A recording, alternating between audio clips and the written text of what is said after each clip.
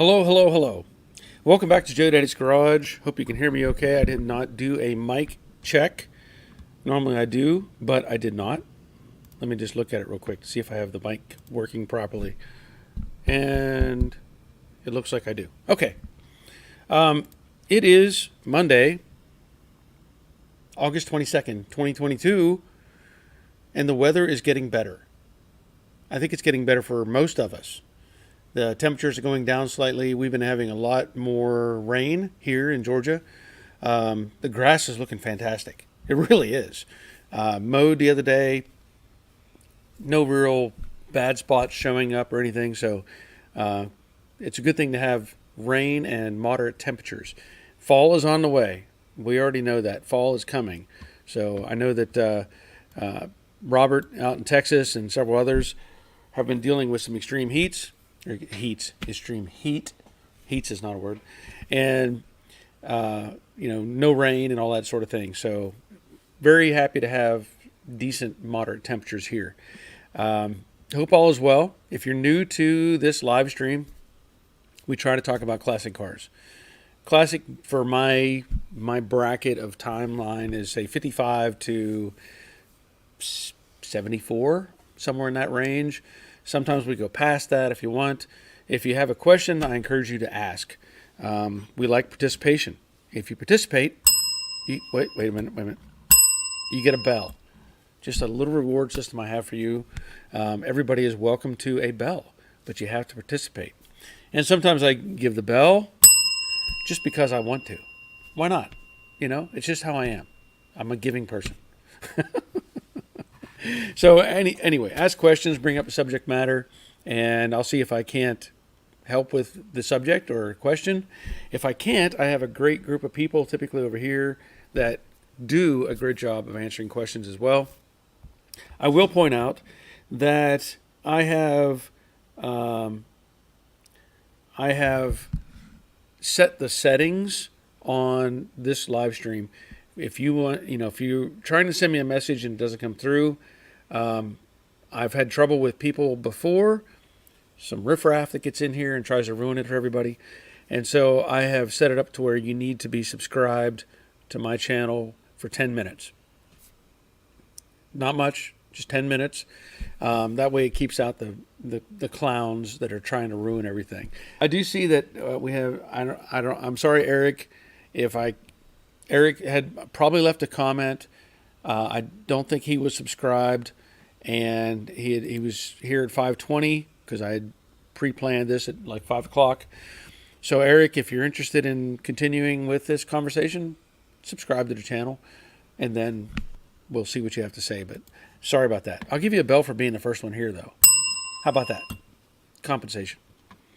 Second one in is Greg's Workshop. Again, early, 5:20. 5:21. So, Greg, I'll give you a bell too. Came here from Australia. It's a long distance. Glad you're here. Jerry checking in from the Muddy Pit in Middle Tennessee. Good evening, all. Thumbs up. Yes, by all means, please, thumbs up. Let them know that this live stream is active. Terry Keithley checking in. Evening, Barry and all. Please hit the thumbs up and like button. Thank you kindly. Yes, I'll give you a bell too. Okay. That's several bells in a row. Crash Rider from a very pleasant southern Indiana. Hello to all. Again, great problem-solving skills and solutions on the 56. Making me want to build a street gasser almost. Be sure to hit the like button. Yes. Yeah, this has been its own little engineering thing for me. I've said it before, and I still say this. I like challenges. I do. I like challenges. I also like stuff that is a kit that says, hey, bolt this on and you're ready to go. I like that too. I don't like a kit that I'm challenged with, if that makes sense. This has been an interesting thing. I know I've mentioned it before with this 56 that, the product line, Checkered Racing. I'm not here to beat up Checkered Racing at all. But I said it in the other videos. This is the instruction sheet, both pages, and this is a disclaimer page, right? So let's just toss that. So I have primary instruction sheet and a secondary instruction sheet. That's all I have for the entire project. You all know that I'm very picky in a sense. I like to have good numbers. I like to have drawings. I like to have detail. This for the most part lacks all of those. All of those. And I'm not here to beat them up. What I am suggesting, if you're going to build a product or sell a product, that you should maybe create some sort of a informational sheet that gives measurements or dimensions or pictures even. That would be great. Just even pictures. Be fantastic. So I don't know what all is in that mindset for that product line. Another thing I want to, since we brought this up, and we're going to talk a little bit about this as far as the engineering involved. There's all kinds of variables that come into play on this kind of build. You know, you need to have the engine where it's going to fit the best. The transmission, the headers. You got to worry about the radiator and the core support. I'm not worried about the fenders. I know there's going to clear. The distributor. All these things that add up. One thing that has been irritating me right now is the steering box. The steering box. Basically, it's got a Vega steering box. Let me just show you. Just because it's what came in the kit. It's what was ordered. I get it. It's what was ordered. They do sell this kit as a steering box kit or a rack and pinion kit. It was ordered with a power steering, and I get that. It's fine. But what you have to deal with when you start thinking about what's involved with this, right? So when you look at something like this, you go, oh, it's a steering box. So there's the input shaft. You know, you turn this, and this turns, swing arm, pitman arm, right? But you have to figure out where this needs to go. Where it needs to go. They added this bracket, which bolts to this, and you're supposed to weld this bracket to the frame. Where? Where does it go on the frame? Where does it go? Is it angle? Does it go up? Do you lots of variables. So, I'm in the middle of solving this right now. And I had the owner was over here earlier today. And we talked about several things. And dealing with this steering box, he's adding in an ideal steering column, which is fantastic. Cool. So now you have to figure out where the steering column needs to sit, right? So whether it's high or low, whatever. Then you have to figure out what kind of input shaft you need for the steering column. It's going to need 2 U-joints and probably a carrier to keep that center shaft from moving around. So these things are all cumulative. How about that? Hey, there's a big word. You know, you start with one thing and it adds up and adds up and adds up. So, and I'm not picking on Checkered Racing. That's how they do things.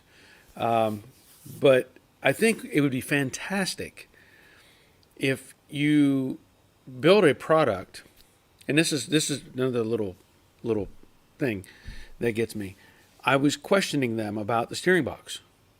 I said, hey, any advice where I need to put this or any input at all? And basically it was saying, well, just weld it to the frame. Well, yeah, but, again, where? So after a few back and forth text messages, I was sent some pictures of another customer that is putting one together and how they did it.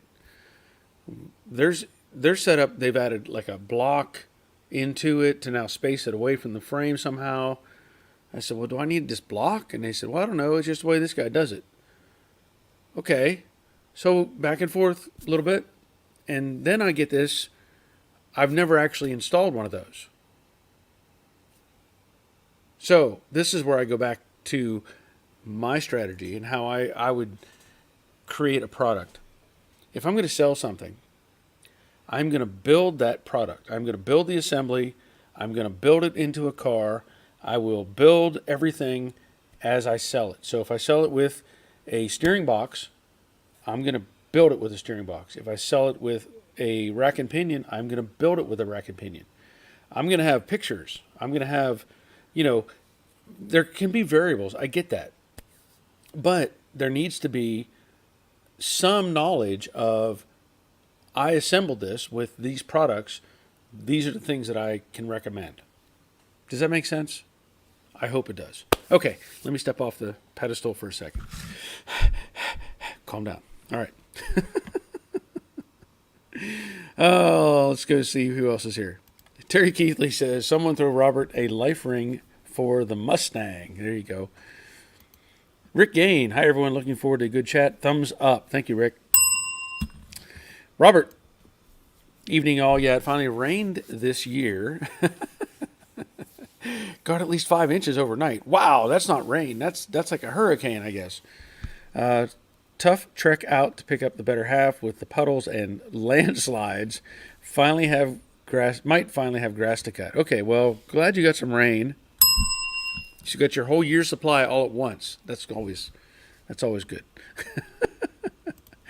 Dave and Cheryl checking in. Hello, Barry and everyone. Just Cheryl here in nice weather, Missouri. Awesome. That is good to hear. Glad you're here, Cheryl, and hope you're feeling well. Troy Justin. Good evening from a rainy coastal Georgia. What's the word on the Camaro? Currently, no word. I'll just say that. No word. I have not heard anything from AMD yet, so I am waiting to see what they have to say. I know that they said November would be whenever they actually got all the materials in, so it may not happen till November, but we'll find out, when that happens. That's all I can really say. I don't necessarily want to push them very hard and irritate them to where they say, "Oh, we're not going to do it," but I have to be, kind of, I don't know, gentle about it. But good question, Troy. Cheryl, I seen that Dallas is flooding. Hope all are safe. Yeah. I did you see the floods in Vegas? That's crazy. Whenever it's just, I don't know how deep it was, but there was all kinds of water running through Vegas. It just seems really weird. Rick, gonna get ice cream a bit early tonight. That's not a bad idea. I will tell you, since you brought it up, I have a thing for ice cream. I think most of us do, but I really have a thing for ice cream. And I put all kinds of junk in my ice cream. All kinds of junk. I don't know if I end up with 5,000 or 6,000 calories, but I put all kinds of junk. I get like Moose Tracks, and then I get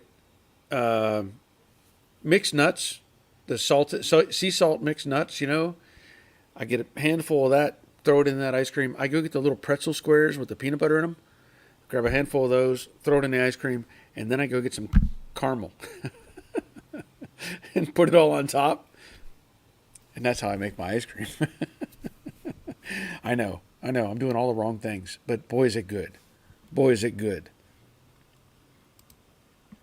Charlie Seidelman. Hello, all. Glad you're here, Charlie. Ray Buckman. Good evening, Barry and all. Beautiful day here in Colorado. 80 degrees and no rain for the second day. Hope all are well. 80. Wow, that's a nice day out in Colorado. Yeah, it is. Aaron, the best part of Mondays. Well, thank you for that, Aaron. I appreciate that. I do. It also makes me wonder, how bad is your Monday? Cool Store. Hi, all. Put let me back up a second. Cool Store 187. Hi, all. Put big list together for a 65 Impala SS, and we can get 99% of what we need. Not cheap, but that's all good. 3 months to New Zealand if we are lucky for delivery. Okay. Well, if you can get most of it and you can get it to New Zealand, that's fantastic.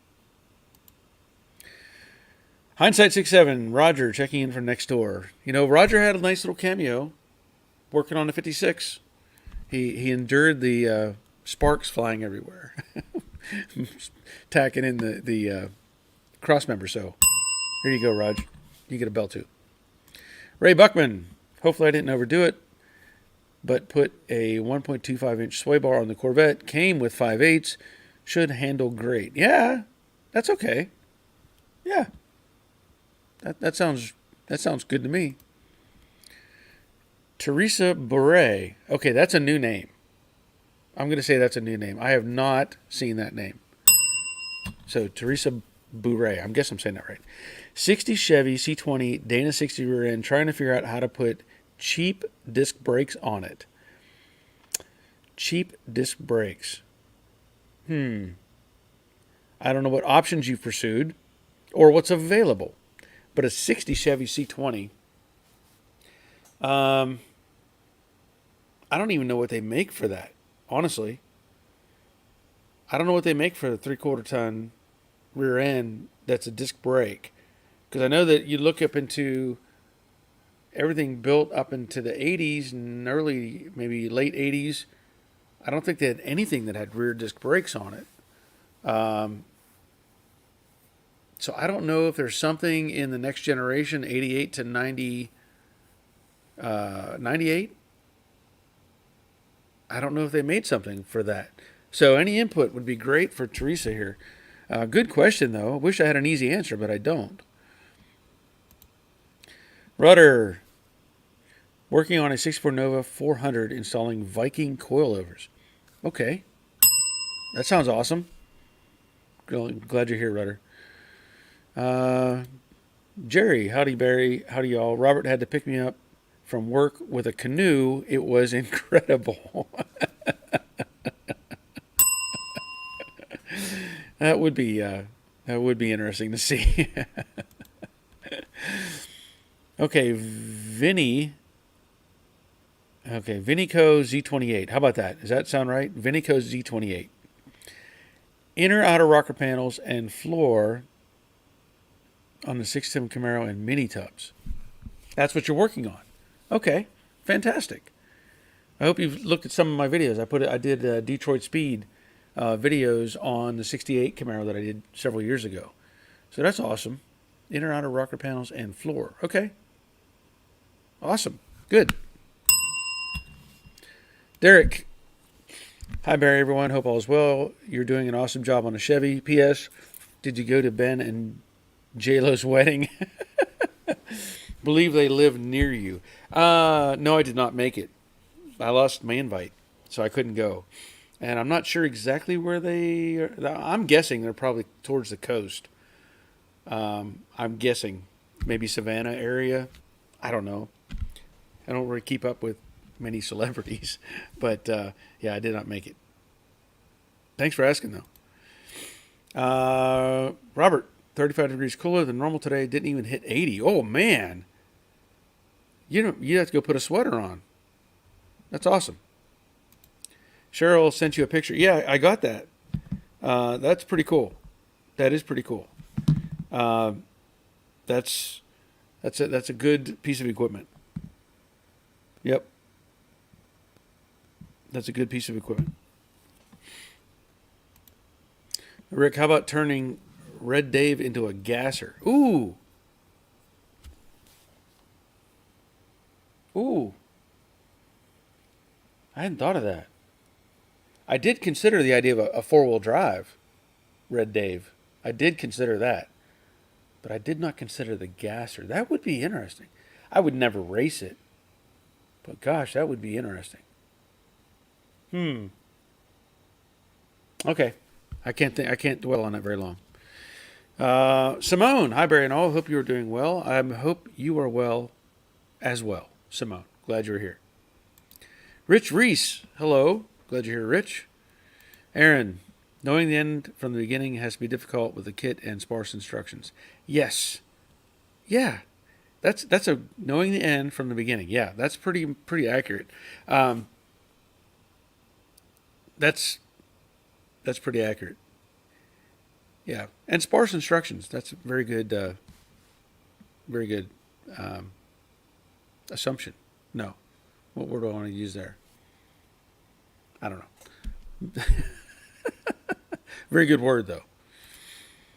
Ray Buckman, have you got the steering column so you can locate the steering box properly? I do have the steering column, but I don't have. This was a conversation I had with the owner earlier today. I don't have, what do they call it, the DD shaft or whatever.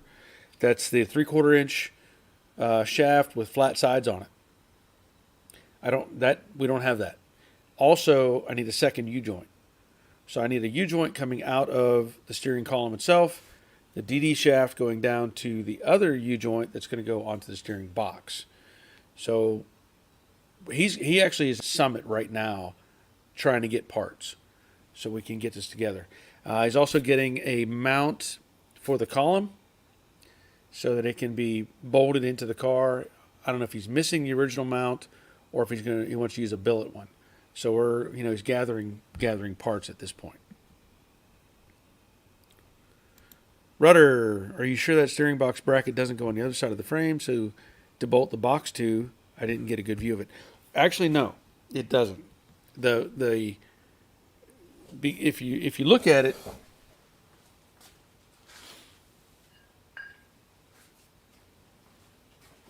this bracket. Let me reduce your comment there. Get that out of the way. Okay, so the steering box. This will bolt to this bracket. The bracket welds to the inside of the driver's frame rail. So the idea, this has 2 holes in it with no threads, and the upper one has a thread in it. The steering box itself has 3 threads. This is another dilemma. So this one, these bottom 2 holes here, the close together ones, the bolt goes through from this side. The upper hole, it's meant to go in from this side of the steering box, which means when this is in place, you have to have clearance for these 2 bolts to go through the smooth holes to go into the steering box. So there's going to be some indexing to make it so that those 2 holes are out in the open. Just make it a little, If you go online and you look these things up, you'll find there's all kinds of variations to this. There's some where they have, I don't want to hold that thing, it's heavy. They have the shaft. So if you have the frame rail, the input shaft is actually perpendicular to the frame rail. Well, parallel. Let's say parallel to the frame shaft. I've seen other ones where they put it in the front and has some other angle where it's going all over. It's crazy. There's all kinds of variables out there. But right now, I'm waiting on more parts. So once I get more parts, I can do a better assessment of where I need to go with this stuff. Let's see. Mr. Mikey. Good evening, sir, from Raining. You've got lots of eyes in there. South Texas. Call me Mike. Okay. Mike. Glad you're here. Derek. Hearing what you're saying about the products, but people don't think like us, Barry. Just grab the money, and I know nothing. LOL. Yeah, that's just it. And I don't know. This goes back to the whole thing with my YouTube channel. I've got detailed instructions that I put out for everybody to use, and I hardly get the views that I think I should have. I have 56,000 subscribers, and there's 1,200 views on the last 56 Chevy thing. 1,200. And there's only 300 thumbs up or something.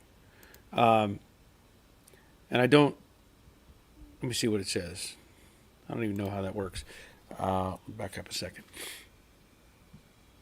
Just kind of, 184 likes. Well, it has now 1,400 views, but 184 likes. And when I look at that stuff, I'm like, if people would hit the like button on my videos, right? Hit the like button on my videos, then YouTube goes, hey, this is pretty good. Let's keep pushing this up, right? Keep pushing it up. But they don't. And so when we're talking about these products, there's other people doing things that are iffy. and they're getting 10 times the views on a similar project. 10 times the views. And I'm like, what is going on here? How does this work? So still struggling with the idea, but you're right. A lot of these people, they may create a product and give you like this. In this case, it's just a rough outline of what you need to do. It's up to you to figure it out. There you go. Figure it out. And if that's the case, had I just known kind of ahead of time that's what they were going to do, I could have bought a stick of 2x4 square tubing and made this thing. Honestly, it's not that complicated. So anyway, thank you, Derek. David Outdoors. Hello, stranger. How are things? They're pretty good here. Hope all is well with you, David. Jerry, I went to a car show in Alabama. Saturday. Didn't win anything, but I did win a $25 card to O'Reilly's and won the 50-50 drawing, $190. Well, I hope that covered your expenses. Because I know it's not cheap to do those things. Loading things up, getting things moving. So, David Outdoors Firebird motor had to get rebuilt. Wait a minute. I thought it was rebuilt. You had the thing running. What happened? I know I've seen it. I'm sure I've seen it running. What happened to it? Let's see. Car's been gone since April. Hopefully getting it back in a week or two. Oh. Okay. All right. Well, I'm sorry to hear that. David, I've been building a laundromat all summer. Okay. Is this just something you're doing for fun, or is it at your? I'm assuming it's not at your residence, obviously. But okay. I don't know if you didn't give me enough details there. Like you're building it for yourself or for someone else. So hopefully it's for you and you can make some revenue. Aaron, Scarebird makes a 57 to 61 kit. Okay, what are we talking about? 57 to 61. You lost me. What are we talking about? I'm off track now. Sorry, Aaron. Rick, I bought a key cutter and programmer. No more paying money for new car keys. Okay. Are you hoping to start a business doing that? Are you hoping to start a business, make your own kind of business on the side? That would be cool. I know there's places around that do that sort of thing. So good for you. Let me give you another bell. There you go. A better bell. Derek, how rare are 62 Chevy Nova convertibles over there? There's one available here, unfinished project. I'm going to say fairly rare, I guess. It's not something I go looking for. I can put it that way. So I don't know exactly when I've seen a 62 convertible, other than maybe in pictures. Probably never seen one in person. So I guess that would qualify as rare, I assume. I'm going to assume here. Jeff, awesome, man. Awesome, you get the star. Thank you, sir. Thank you.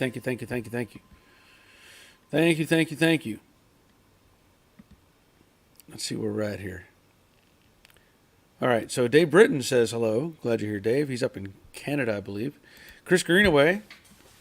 Hope all is well with you, Chris. Glad you're here. Shane checking in. Cannot stay on the stream tonight. Just wanted to leave my thumbs up and say hey. Well, that's good enough for me, Shane. Thank you for that. Shopcat Industries, Highbury HODH Garage, and chat folks. Glad you're here, Shopcat. Mr. Cyrano, 2 thumbs up. Yes.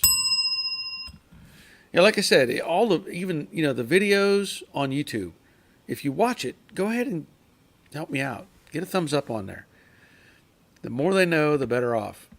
The more they see that activity, the better off I am. Rudder, 62 Nova convertibles are rare indeed. Certainly worth it as long as the unibody is in good shape. I would agree with that. And depending what the price is. So that's another question. And I don't know what the pricing is compared here to Australia. because Derek's in Australia. And I don't know if the car's in Australia. I'm assuming it is. Yeah, it's in Australia. Okay. Car Guy Troy, good afternoon. Yeah, I agree. You should have more views with all the info you give out. No question. Thank you. Thank you, Troy. You know, it's crazy to me. I go out of my way, I think, to try to make as much detail as I can, to try to make I'll say the best quality video that I can. I try to edit in such a way that it makes sense and everything, but I'm not riding around in a tractor with my shirt off. Maybe I've heard that's popular. I don't know. Donnie Williams checking in. Peace. I'll give you peace back. Whoops, wait a minute. There you go. Dave Conville, good evening, sir. Or good evening. So I know you finally got some news about one of the potential products up here in New Jersey. That thing is rough. You know, I did get some news, and I'm still excited about it. I'm still excited, as long as the price is right. There is a vehicle up in New Jersey, maybe two, that I am definitely interested in. And the beauty of it is, I like them both, honestly. But the one that's rough, that's right up my alley. That's right up my alley. I'm almost like drooling over that because it needs so much work. Yes, that's what I want. I don't want one you just throw some paint on and be done with it. I want one that I need to do stuff to. I'm kind of sick that way, I know. But thank you, Dave, if you didn't give you a bill already. Chris, if you need content, I got a car in Canada that needs a Starlight. That needs a... What? Starlight Black? That a lot of people want info on. Vintage AC installation also. Yeah, I don't know that that's up my alley. That's not in my time bracket of cars. But yeah. Derek Rudder is asking you a question. He says, Derek Pro, where are you located? I'm local and very close to Restoration World and have a lot of 62 parts. I don't know where Restoration World is. But he's in Australia, so I don't know if I mentioned that before or not. I don't know where that is. Where you're talking about Restoration World. Derek is saying Aaron for Teresa's car. Okay. I'm out of the loop again. Doyle. I finally got the left quarter panel complete. Welding done. Now ready for short strand fiberglass. It took about 3 hours to tack, cool, and move. Yep. Well, good for you. Good for you. Glad you got that on there. Derek says, the Nova just popped up local on Facebook. Lots of work done. Okay. Well, maybe it's worth the time. Nelson Mesquita. Mesquita? I don't know how to say that. I'm going to guess Nelson Mesquita. How about that? I'm from Brazil. Well, thank you for being here, Nelson. That's awesome. That is awesome. We're global. We're nationwide. We're everywhere. We've got Australia, Canada, Brazil. I don't know if we have any. Simone's over in the UK. Yeah, we're pretty much covering most of it. New Zealand, I think, too. Yeah, New Zealand. Yeah, we're set. We're all over the place. David Outdoors. Sorry, Barry, the Firebird oil wasn't getting to the crank. Ooh, ruined the bottom half. So the motor guy rebuilt the engine for free for me. The laundromat is new adventure for me. Okay, well, that's cool. On both, cool the laundromat thing, and I guess cool that the guy's rebuilding it as well. I guess I'll give you a bell. But I'm wondering why it wasn't getting oil. Because usually, just a thought, I don't know. You have an oil pickup tube, oil pump. So there's your chain of events, let's say. Oil pickup tube, oil pump, and then all the cavities that it has to go through to lubricate. So whenever I hear something like that, I wonder what was missed or what was out of place.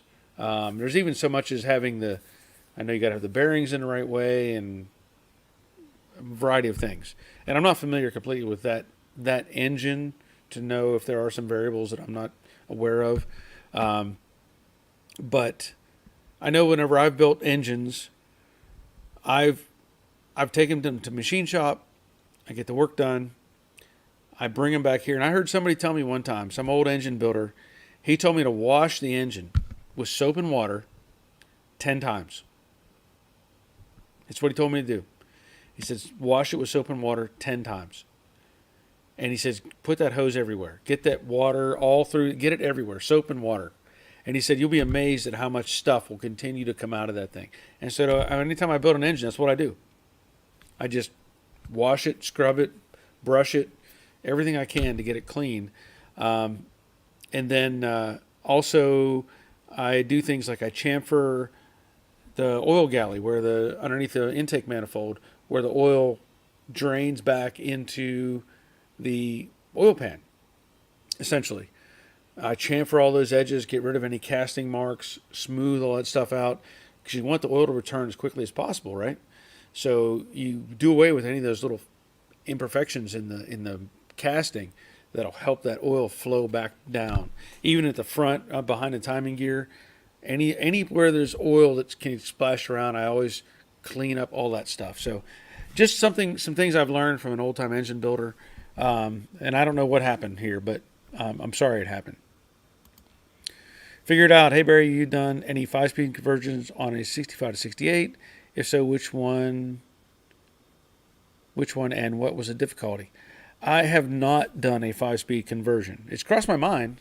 I am considering that for the red 68 if that ever gets up on my to-do list again. Otherwise, I've done a conversion of a Corvette. I did a 69 Corvette with a Tremec 5-speed. I don't know if that counts or not. That was pretty fun. But nothing to a Mustang. Sorry. David Outdoors, my YouTube channel is making money. Pretty excited. Okay, well that's a good thing. I wish mine was making more money, but it's not. Simone, David, it is cool when the pennies eventually come in. Yeah, and that's pretty accurate. Pretty accurate. Shopcat, awesome, David. Can't wait. I can't wait. Even $10 a month would go a long way for me. Okay, you'll get there.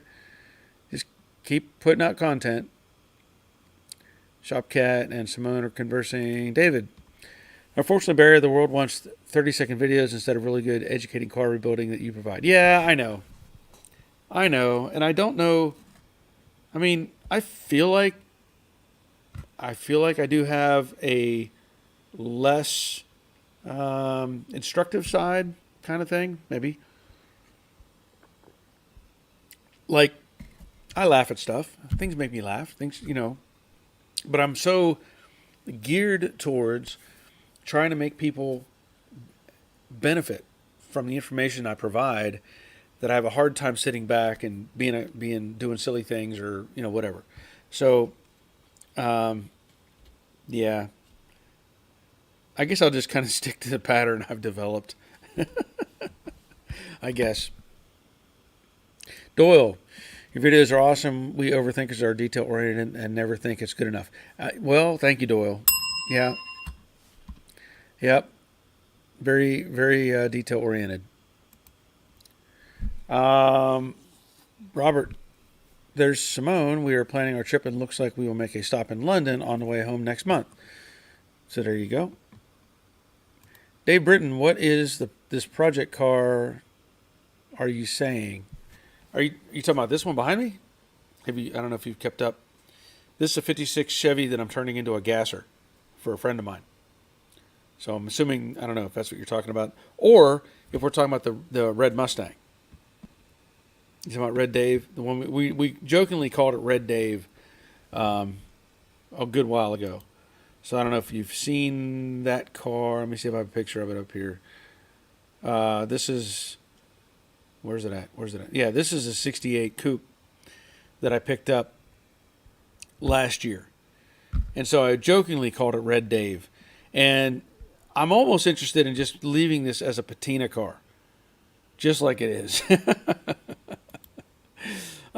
Somebody, I forget who it was, somebody had commented to me that because the deck lid on this car is blue and it's junk, like junk. Somebody had let me know they have a deck lid that pretty much matches this car that I can have. And so I may have to get that from them and just consider the idea of really not doing any body work to this car and just leaving it like it is. But that would be the one we were jokingly calling Red Dave. Let's see. Hold on a second. Let me get back up here. All right. Rick, I'm happy to inspect vehicles for you in New Jersey. Well, I think these are. If I'm gonna see him, I'm gonna have to come see him in person, honestly, so I know what I'm getting into. I already know what to expect from one of them, the one we're talking about right now, but it's a 68. It's another 68. Simone saying, "Hey, that's great news. I'm from London, though." Oh, talking to Robert, I guess. Wait, I am far from London, though. Sorry. Rudder, Dayton, Ohio, rest of world. Okay, well, Derek's in Australia. So, Rick, if you come to New Jersey, would be nice to get together. You never know. I mean, it depends on my schedule and what I can get together, and we'll see. I can't make any promises, obviously, because I just don't know. Chris, still looking for a 68 full-size Mercury convertible /72 Montego GT. If anybody has any insight into one of those for Chris, by all means, shout out, let us know. Aaron, I know someone with a 68 and 67 and 68 Tornado for sale. If those are more your time frame. Those would be more my time frame, but I'm really not interested in a Tornado. Not that interested. But thanks anyway. Dave Conville drilling over that rough project in Jersey. Wait till you see the seller. JW didn't share that detail with you, did he? No. Now you got me nervous. I need more information, I assume. Derek says, Barry, Teresa is the new lady that checked in. Aaron could be referring to the brake kit for her car. Okay. Oh, you're talking about the 60s model 3/4 ton. Gotcha. So, I don't know if that information got passed on or not. But Aaron was referring to, I don't know where the comment is right now. I lost it. Star something. I know it was star something. So I don't know where it's at. But that makes sense. Thank you, Derek. Am I going to find it again? No, I can't find it. Okay. Let me back up a second here. Simone. Talking of panels, I'm taking TC to a friend to get the rear end assessed. Okay. Well, I hope that works out for you. Hope it works out. So David says he said the oil filter valve, I guess. Oil filter valve. Okay. I've never heard that expression, but I'll go with that. Mr. Sure, Pontiac builders sometimes forget to put the oil plugs back in. Okay. Well, that may be. I don't know. But he said the oil filter valve, so I'm not familiar with that. Welder 4956. Good evening, all. I haven't been here in a while. 56 look good, Barry. Marty. Thank you, Marty. I'm really liking the way this car looks right now. Robert, David Outdoors, on a new build failure, I would first suspect a missing oil pump drive shaft, or it was jammed in a pump and broke the pump. Yeah, those are some variables that you could have. Derek, gotta go, guys. Stay well, Barry. Everyone, keep up those videos looking good. Thank you, Derek. Glad you were here. David, hit the like button and thumbs up for Barry, everyone. Yes, by all means. Not only here, but on the videos, all the videos, all that stuff. Jerry, I finished the radiator install in the 66 and checked for leaks. All is good. I cranked the engine and got a surprise. There was a heavy knock in the lower engine I'm guessing a rod bearing. Oh man, that's that's oh, that's disappointing. That is very disappointing to hear. Sorry, Jerry. Uh, what do? You put STP in it, right? Dump in a bottle of STP and hope for the best. Yeah, that doesn't sound good. Simone, I learnt that the oil spray bar over the cam on a Pinto engine has holes too small. Making them wider stops them blocking up. Okay, that's interesting. I may have mentioned before. I'm sure we may have talked about this. We had the junkyard, and my brother was. We were all kind of fond of Pintos.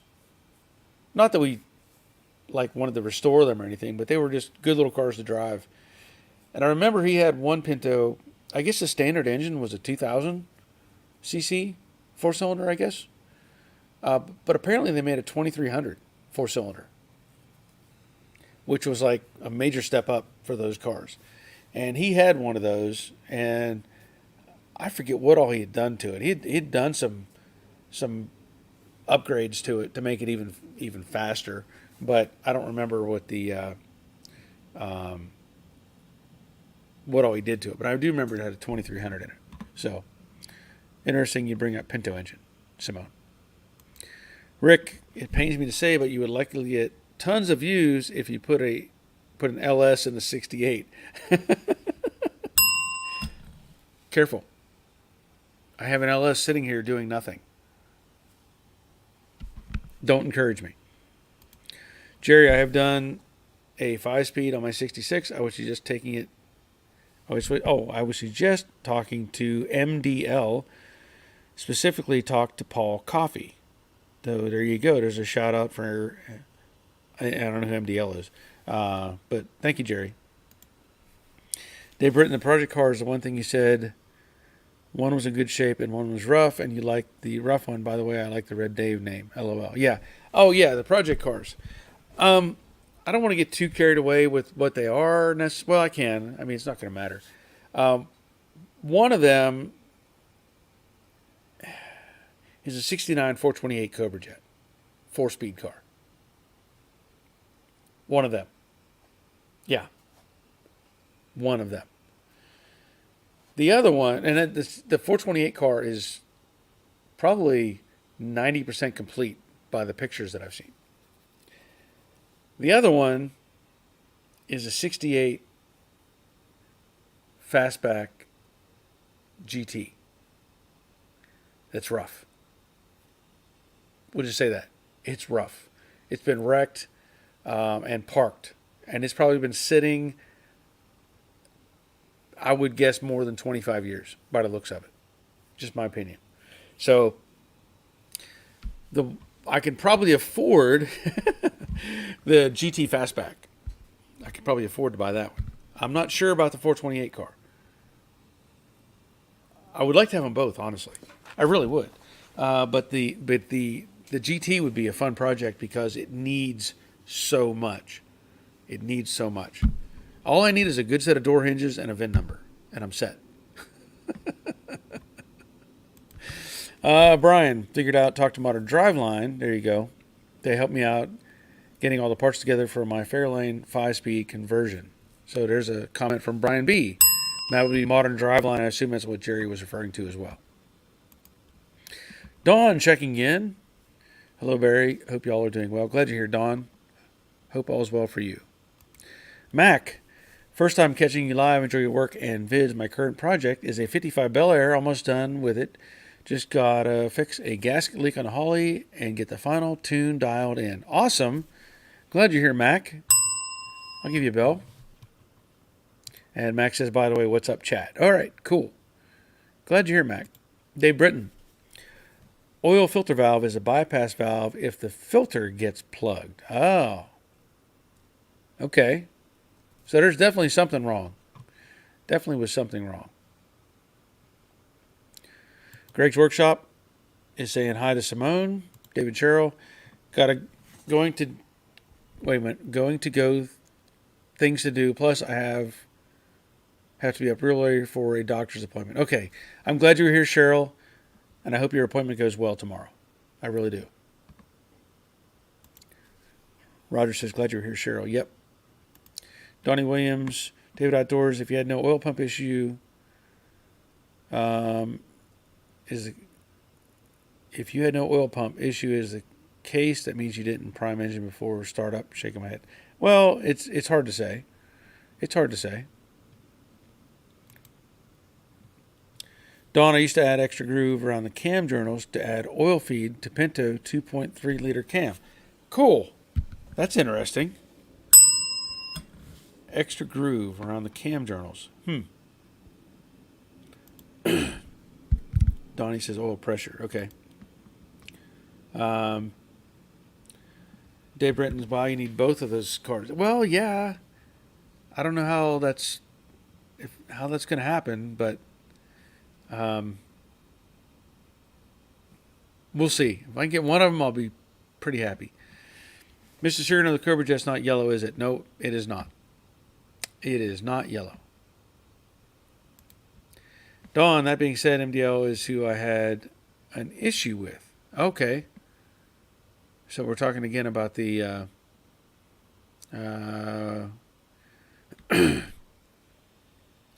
MDL. Who else said that? I don't even know what that MDL stood for again. But okay, sorry, Don. Didn't know you had a problem with them. Simone, hi Greg, are you feeling better? Rick Gain, Barry, if you were to swap the 428 for the LS, you would get millions of views and comments, but R-rated comments. Yeah, you're right. You would absolutely be right on that. Max says, good luck, Cheryl. Yes. Greg, okay. Greg's talking to Simone. All right. Chris, Barry, since I'm pricing painters again, which is the point at which you are paying just a set price versus quality of work is black and just removal too much to ask anymore? Wait a minute. Barry, since I'm pricing painters again, which is the point of I'm sorry, I'm kind of confused, but let's see here. You're paying just set price versus quality of work is black and just removal too much to ask anymore. Oh, and rust removal, sorry. I don't have a good answer for that. I'm a little confused by the question. All I know is right now people are charging arms and legs for doing that kind of work. That's all I really can say. Rick, if you don't buy, I may be interested in 428. Maybe we can talk offline. Well, maybe. It's a little more complicated than just showing up and buying a car. It's a little more complicated, but hey, like I said, I'll be happy to get either one of them, honestly.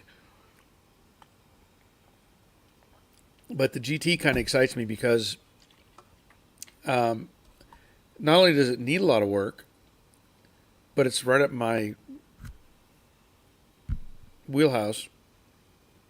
Is that a wheelhouse? No. It's right up my alley, let's say, of the kind of work that I like to do. And it's probably something that, again, I can afford to buy. I don't know what they're going to want for either one of these, but I would hope they're sensible on the 68 because it needs everything. Chris, oh, by the way, you'll have to pull the 420 out and check the oiling system.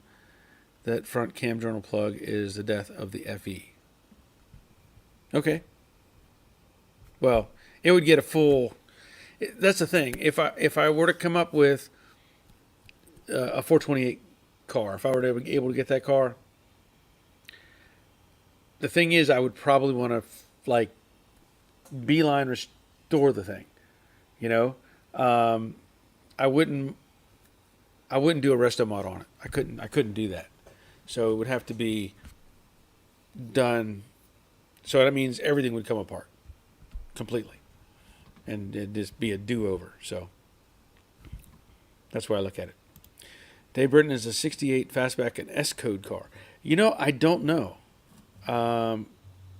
I don't know exactly what the code is on that one. Um, I don't have very much information. All I have is some pictures. It looks like the engine's gone. If there was an engine.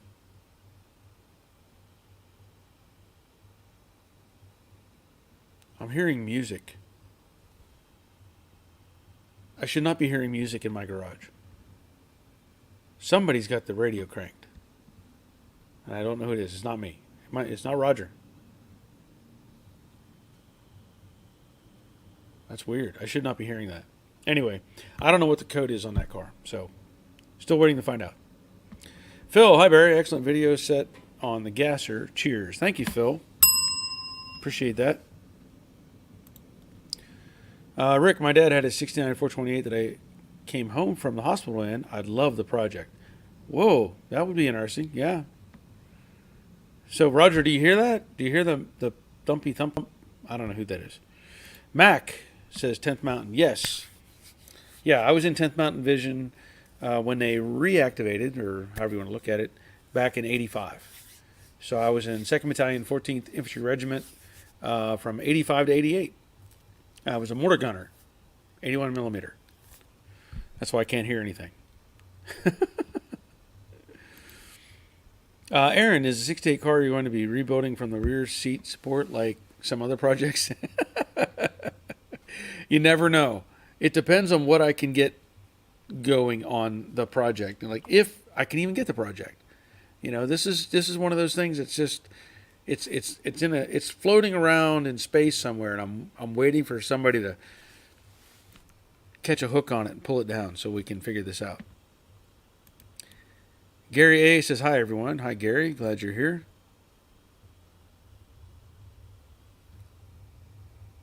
I'm telling you. Hold on a second.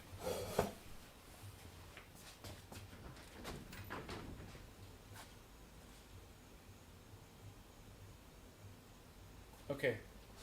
Somebody's having a party behind me or something. Because I don't know if you can hear that or not, but I can definitely hear this thump, thump, thump, thump. Anyway. Colin, any suggestions on a good place to get an equalizer bar for the 428? My 428 is a 68, but the only E-bar I can find is for a 70. That I don't know. Anybody else have any input on that? Maybe give Colin some advice. Mac, awesome brother, 37 Foxtrot, 92 to 02. Well, thank you for your service, Mac. Appreciate it.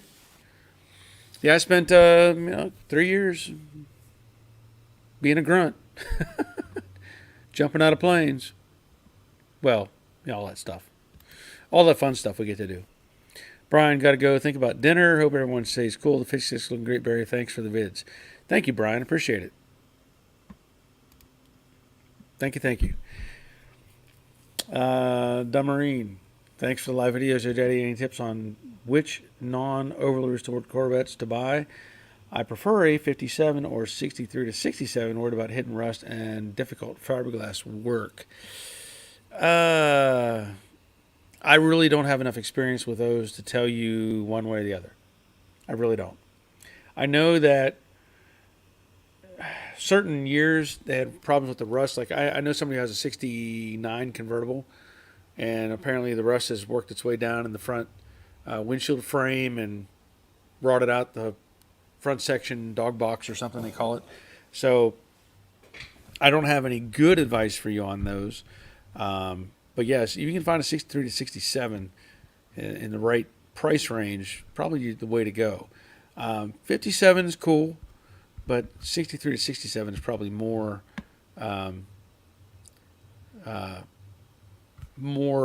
fun, let's say. Aaron, it's either Alexa or Ghost. Yeah, I don't know what. I mean, my neighbors are not close to me. They're, I don't know, behind me, but yeah, it's something. Simone says she can hear something. Okay. Robert, the neighbors are having a party without you. Well, they probably, I'm doing my live stream, so they can't, I can't leave. They know that. Chris, my dad owned a 68 Meteor Lemoyne 428, 3-speed Mercury O-Matic, one of 500 Lemoynes, one of 265 convertibles, wishing he kept it blue top, blue guts, and robin egg blue paint. That's a very interesting sounding car. But yeah, wish he would have kept it. I know how that goes. Dave Tyson, hi from Minnesota, I guess, 76 and sunny. That sounds very nice. Glad you're here, Dave. Haven't seen you before. I haven't seen your name before that I can remember. Hope my voice can hold up a little longer. Simone O'Berry, I recently bought a cordless impact wrench. Do you use them? I do not. However, I had a company contact me recently. One of those, I get all kinds of offers, let's say, from companies that are not based in the U.S. for the most part, that are trying to get me to promote items, and sometimes I'm okay with it, sometimes I'm not. Recently, I had somebody offer me up a cordless impact. I didn't accept it. I probably should have. I don't know. I would probably use it. I know that I use my little DeWalt cordless stuff, but I have not. I would rather have somebody, a more name brand company contact me than to have the off-brand stuff. So I hope it works well for you. Terry, Barry, I know where you can get engine transmission brand for your project. All new in storage. All new in storage? For which project?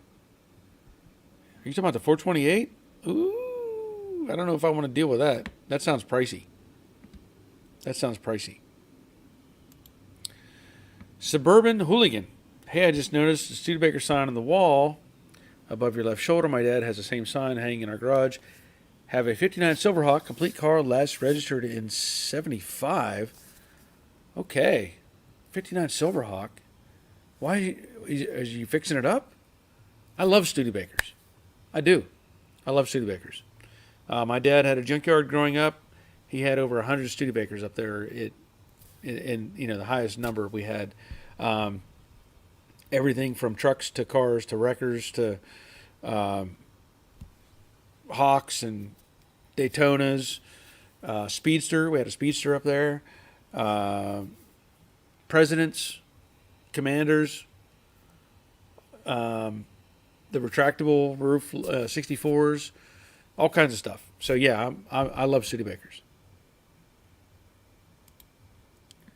Gary, question. I'm getting ready to put the driver's torque box in my 69 Mustang. How can I get a good measurement between floor flanges?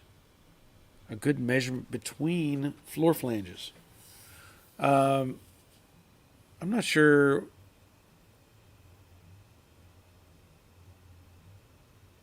I'm not sure exactly what you're talking about. Measurement between floor flanges. So I don't have a good answer for you. I need to understand the question a little better. Sorry. Maybe word that a little differently. Roger, they're definitely parting behind you. Yeah. Chris, more or less because these full-size Mercs are sharp and hard to find. Yep. That's true. Aaron, I love my cordless impact and cordless ratchet. The ratchet really saves on the wrist. I could see that. Is it a Milwaukee brand by chance?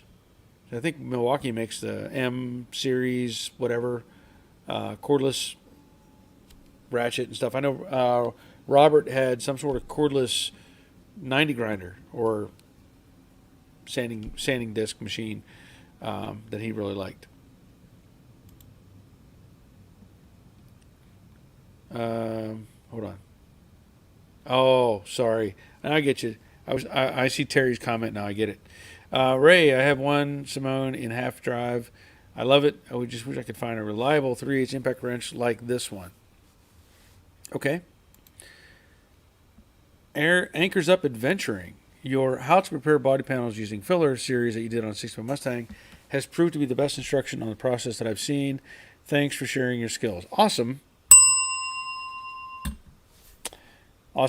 Cool. Yeah. I just wish I had more and more views or more thumbs up. I need more thumbs up on my videos. So everybody go back to all the old videos and just hit thumbs up. Make sure they're all getting hit. And Terry says no, the BP donor. Yeah. That'd be a nice little engine and transmission combo. Yeah. That would be fantastic. Hopefully it's gone soon. Hopefully. Never mind. Rick, I have a 1/2 and 3/8 inch Milwaukee Impact cordless. They come in handy. Yeah. Let's see. Aaron. No, both of mine are cheap. Ryobi Impact and cordless ratchet. Okay. Well, that's fine. As long as they're working, it's all that matters. Robert, the Milwaukee M12 stuff will do 90%, 95% of everything you need. The 3/8 Impact is impressive. So Milwaukee M12 shout out there. Got it. See, I wish Milwaukee would contact me. Say, hey, we like your stuff. Here's a bunch of tools. Enjoy. That would be awesome. I am waiting, though. I did the Evolution chop saw video, and that company, they offered or sort of offered me some cordless tools, but I think they're more like cordless woodworking tools rather than car stuff. So it's kind of hard to cross that stuff over, but they have sort of offered me some access to that. Mac, I'm still using pneumatic tools, old school. Yeah, that's pretty much all I use. I mean, I still use my cordless DeWalt tools, running screws and small bolt stuff. So I'm pretty happy with those. Gary, on the diagram that is on the internet, the measure between the floor flanges is 54.75, trying to be close to that before welding. So you're talking 54.75. Are you talking like the between the inner rocker panels? Is that what you're talking about? The flanges there? I'm assuming it's what you're talking about. Let me know. Shopcat, I have two 1/2 inch Milwaukee Impacts, one compact and one big beast, plus a 3/8 drive ratchet, but I use them on city buses so they get lots of use. Okay. Well, I could see that. So that's another Milwaukee fan, I assume. Suburban Hooligan, the Silverhawk has been in the family since new. Been garage kept since 82. I'd love to, at the very least, get it drivable, but I need to get my 71 Bug out of the driveway first. Yeah. I'm still looking for any, maybe a long, maybe, if ever, a Studebaker project, but probably won't happen. Chris Barry, paint question reworded. Since I'm pricing painters, is there a point where the quality of work and price are not worth it? I've been quoted more than the car is worth, considering a premium. Okay, I see what you're saying now. The quality of work and prices are not worth it. That's a really tough question to answer. The reality is most shops want to do collision type work. They don't want to do restoration work because they know it's time. And they can turn out 20 collision cars or more in the time it takes them to do one restoration job. So I don't know what that point is. I don't know what your budget is. I know it's tough to say, well, I'm only going to spend X amount of money. Most shops are going to look at that, whatever that X is, and go, well, we can't do it for that. We can start for that, or we can do so much for this amount, or you can pay us and keep paying us every month until we get the car done. But it's really hard to tell you what that number is because I've heard of people charging $10,000 or more for a paint job. Now, is it really just a paint job, or are they doing all kinds of other things? I don't know because I have not pursued that by any means. There are some places they'll tell you, oh, I can do that paint job for $1,500. Well, all they're going to do is wipe it off, scuff it, tape it, and spray it. They're not going to do any other serious work to it. So there's a lot of variables there. A lot of variables. And I don't have an easy answer for you. I wish I did. Uh,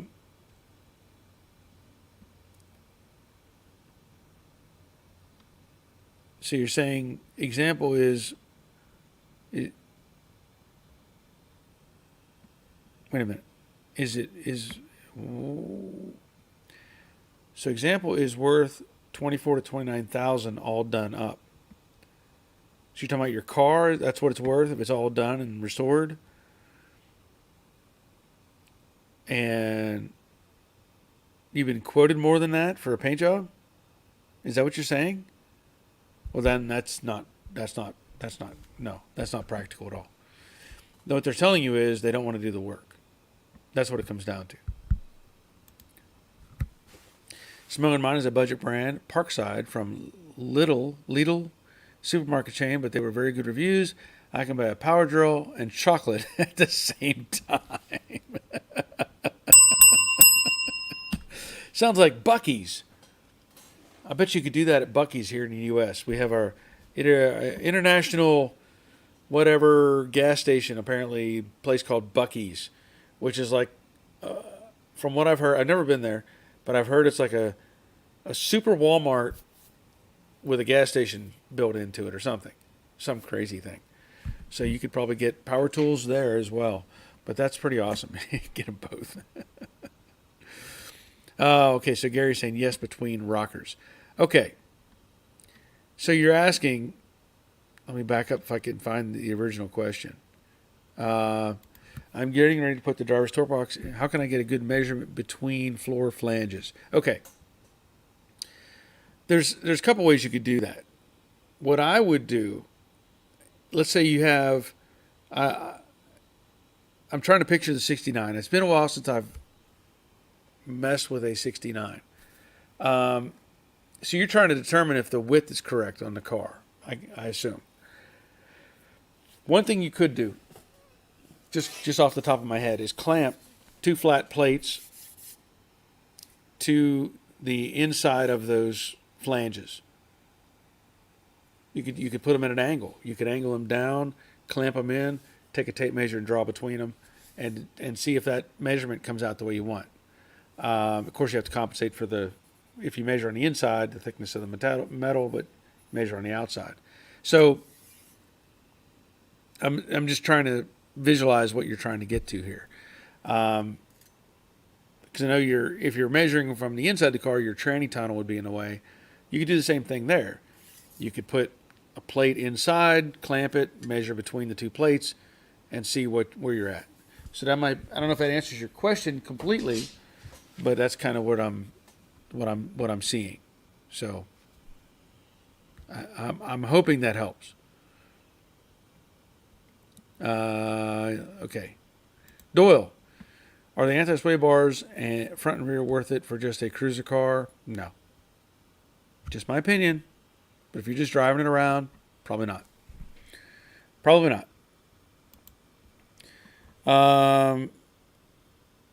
Robert, is somewhere around 11 inches from the front floor support to the frame rail. I don't remember exactly. I slept since then. Okay. So you're talking about from the floor support to the rail underneath the car. Okay. Yeah, that's where we're kind of getting around maybe to an answer that'll help. I hope. Ray Buckman, ice cream truck is outside. Got to run. Good engine bay and all. Waiting for your next video, Barry. Okay. Awesome. Thank you, Ray. Glad you're here. Ray says, hello, don't ask me, not sure why. Good evening, all. Okay.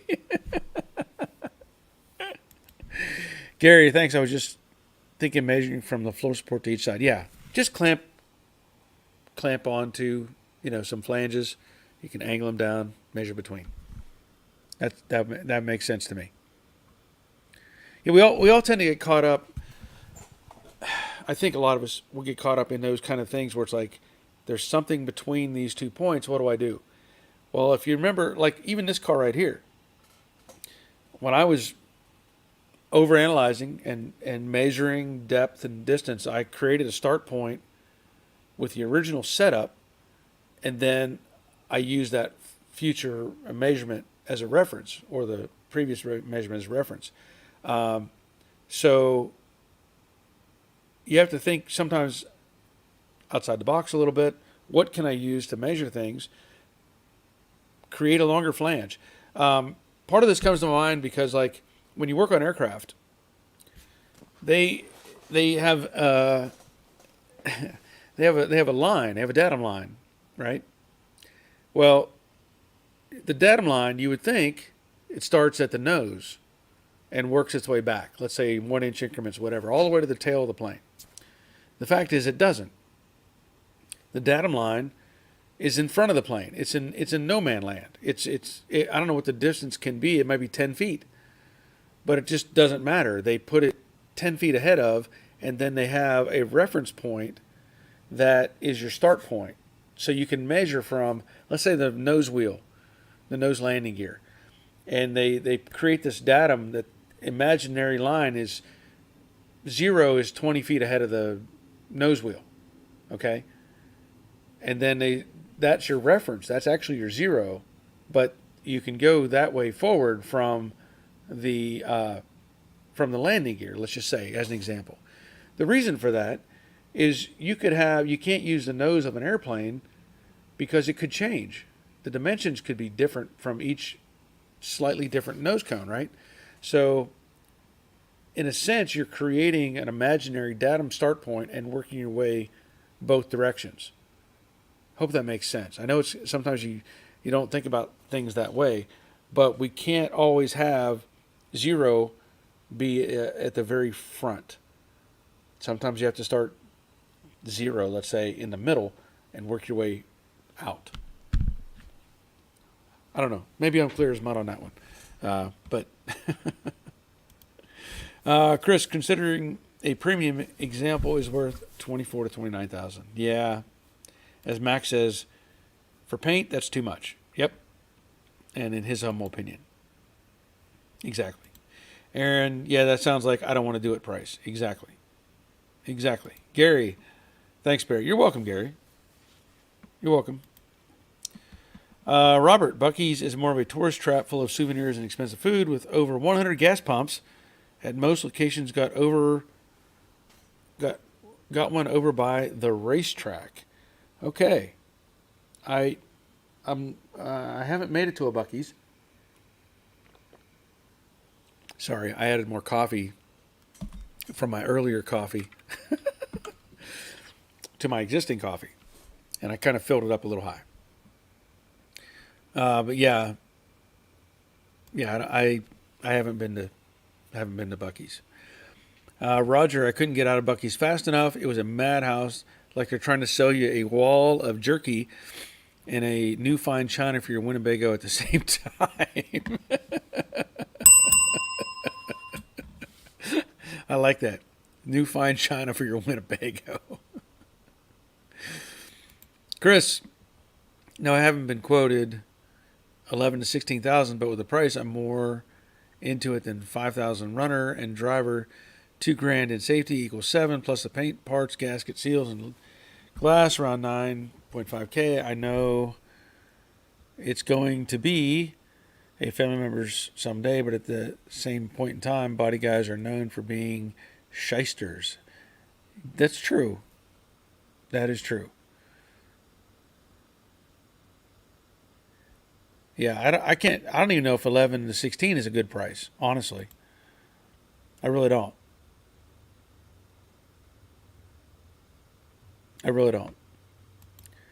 Agent Rock, the Marine, check out Corvette Ben on YouTube for advice on the vet you're interested in. There you go.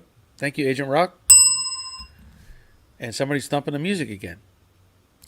Jerry, dinner's calling. See you all next Monday. Be safe and have fun. Thank you for being here, Jerry. Appreciate you. Shopcat, you just blew my mind, Barry. LOL. Yeah.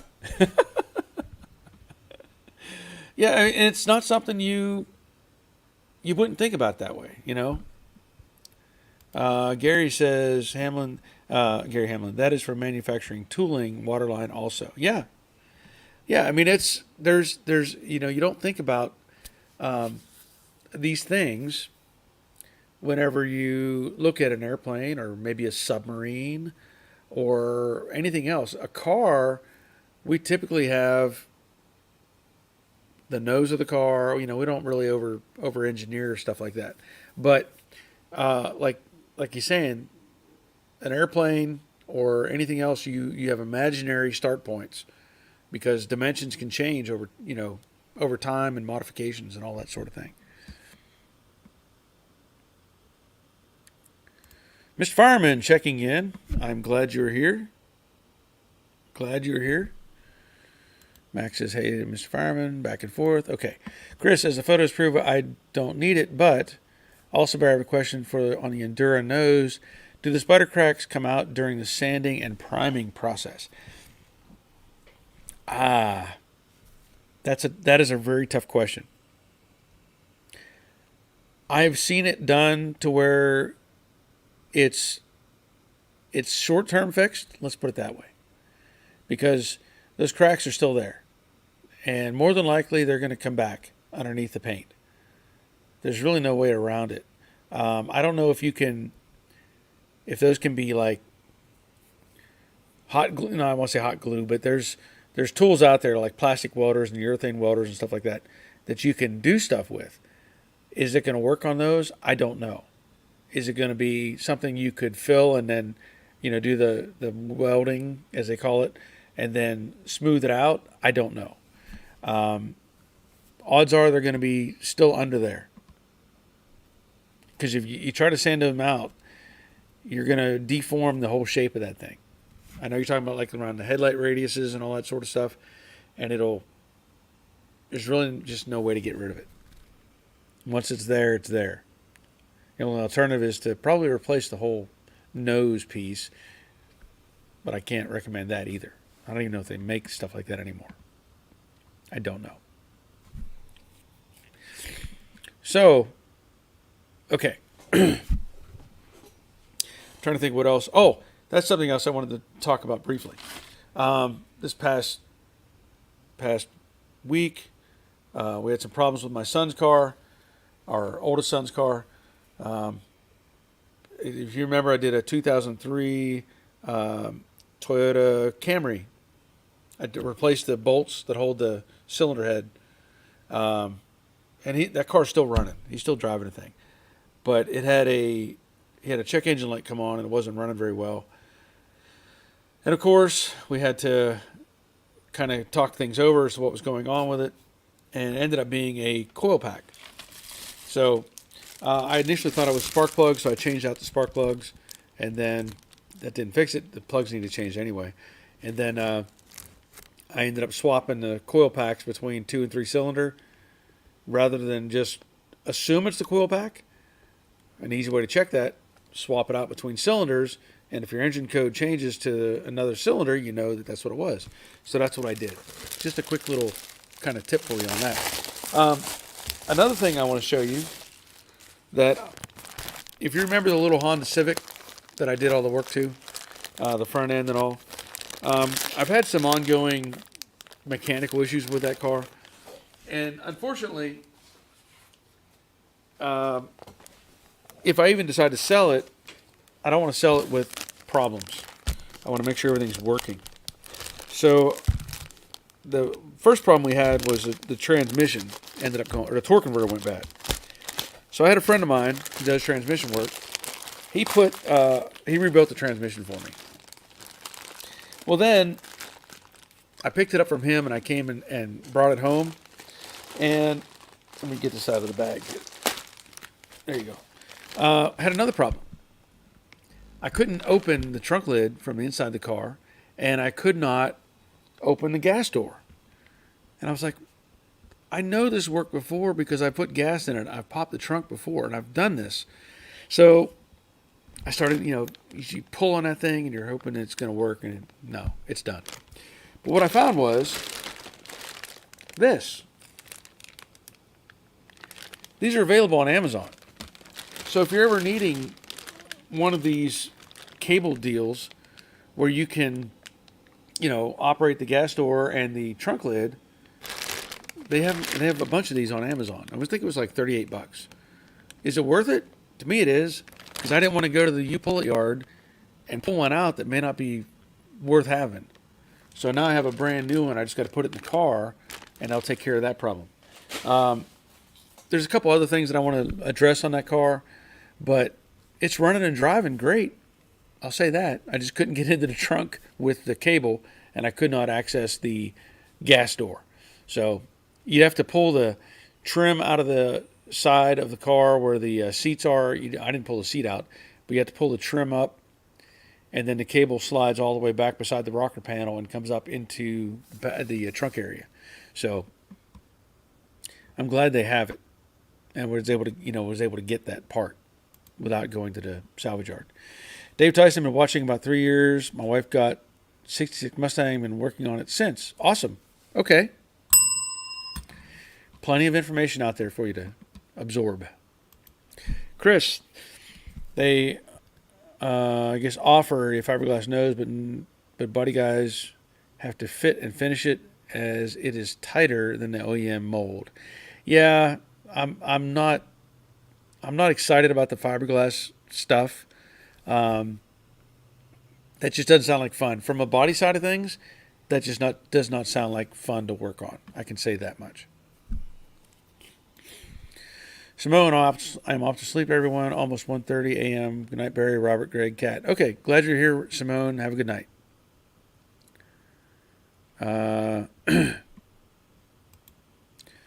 Everybody says good night to Simone. All right. Robert and I all gotta get her going and figure out our travel plan. Don't like the idea of buying plane tickets to go, but yeah, I'm at a stopping point myself. I can feel my voice is starting to get rough. I can feel my throat starting to get rough, and I want to get in the house and get something to eat. Might be a bowl of ice cream. I don't know yet. Haven't decided. So it's been fun. We've had a good group tonight. We had actually had more people here than normal, which is fantastic. Oh wait, hold on. Dave, hey Barry, there's an odd one I ran into yesterday. I was changing the plugs on my Yamaha 40 outboard. I noticed the head bolt was rattled out and is gone. I couldn't believe it. Never saw that before. Okay. That is surprising. Yeah. Let me see one more thing. Michael Pagliarini, hello all. It's not out of the norm for a paint job these days to cost $5,000. Paint itself is crazy money, and the labor rate being 100 plus hours. $100. Yeah. Being $100 plus an hour. Yeah, I get that. Yeah, what they're charging for the materials is crazy. So you're absolutely right. You're absolutely right. Okay. So I'm going to call it a night. I'm going to, like I said, go get something to eat. And it's been great. We've had a good turnout tonight. Don't forget, if you're watching my videos, leave a thumbs up at the minimum. If you want, leave a comment. That would be fantastic. It lets YouTube know that, hey, people are watching this. We should promote it a little more. That would be great as well. So I plan to be back here next Monday night at 7. I hope you all have a good week and weekend. And I hope that I have some more parts come in for the 56 so that I can finish up the steering box and steering column and get another video out to you. So until next time, take care of yourselves. See ya.